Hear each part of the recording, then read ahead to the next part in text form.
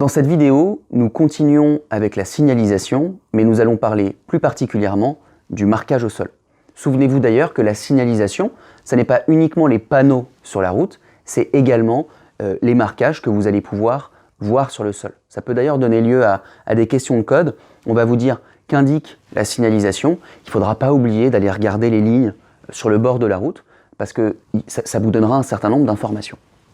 Donc, la première des choses, c'est de comprendre les lignes de rive. En fait, l'objectif de ce chapitre, c'est vraiment de comprendre, en fonction des lignes et des marquages que vous allez voir, où est-ce qu'on roule.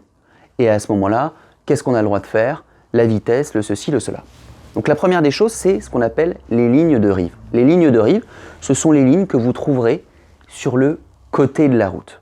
Ok ? Eh bien, les lignes de rive, elles peuvent être de plusieurs sortes. La première, en ce qui concerne la route, eh bien, ça va être des petits pointillés.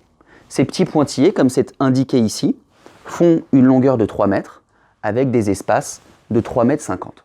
Eh bien, sur une route, et si vous voulez en être sûr sur les questions de code, eh bien, sur une route, il faut s'assurer qu'il y ait bien des petits pointillés sur votre droite et que de l'autre côté de la route, c'est-à-dire pour les véhicules qui roulent en sens inverse, eh bien, il y ait également ces mêmes petits pointillés.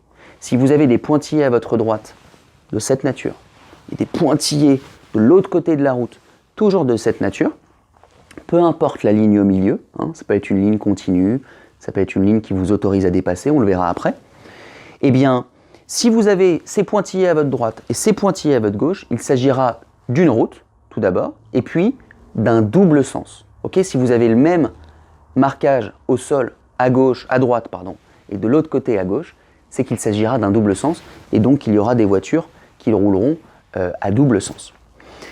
L'autre type de marquage, c'est le marquage que vous trouverez sur l'autoroute. À la différence des petits pointillés, eh bien sur l'autoroute, vous allez trouver de longues lignes. Ces lignes, elles font 39 mètres de long, d'accord ? Et l'espace entre chaque vidéo, eh bien il fait 13 mètres. Pour reconnaître une autoroute ou par exemple une route à accès réglementé, on verra ensuite quelles sont les différences entre les deux, eh bien, que ce soit pour l'une et pour l'autre, eh bien, vous aurez ces grandes lignes, 39 mètres et 13 mètres à votre droite. Ok ? Une petite précision d'ailleurs, lorsque vous roulez sur une autoroute, vous roulez à sens unique, donc il n'y a pas de double sens, vous êtes d'accord ? On roule à sens unique, il y a plusieurs voies, vous êtes protégé par un terre-plein central. Eh bien, pour reconnaître une autoroute ou une route à accès réglementé, il faudra vérifier qu'à droite, eh bien, il y a bien ces lignes, et qu'à gauche, près du terre-plein central, eh bien, c'est une ligne continue. Si la ligne est continue, eh bien, ça prouvera que vous roulez sur plusieurs voies dans le même sens. Ok ? Une petite précision, on le reverra dans une autre vidéo, mais on dit qu'il faut laisser un timing d'à peu près 2 secondes entre chaque voiture. Quand vous roulez, par exemple sur l'autoroute, on parle d'une distance de sécurité de 2 secondes. Et cette distance de sécurité, visuellement, eh bien, elle correspond à 2 grandes barres. Donc, je vous donne un petit tips pour un autre chapitre, mais il faudra toujours laisser au minimum 2 grandes lignes blanches entre la voiture qui vous précède et votre véhicule.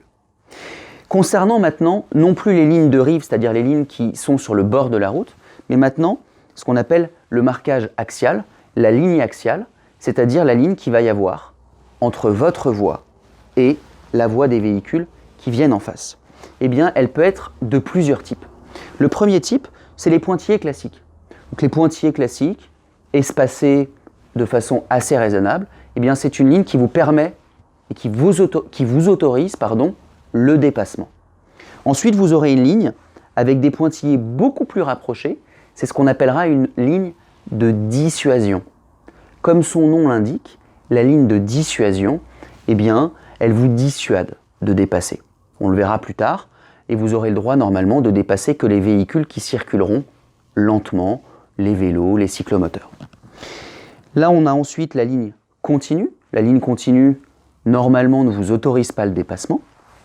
La ligne mixte, qui est une ligne qui, d'un côté, vous interdit le dépassement et du côté des pointillés, vous autorise le dépassement. C'est une ligne que vous pourrez franchir du côté des pointillés, mais que vous ne pourrez pas franchir du côté de la ligne continue. Et puis ensuite, il y aura ce qu'on appelle les flèches de rabattement.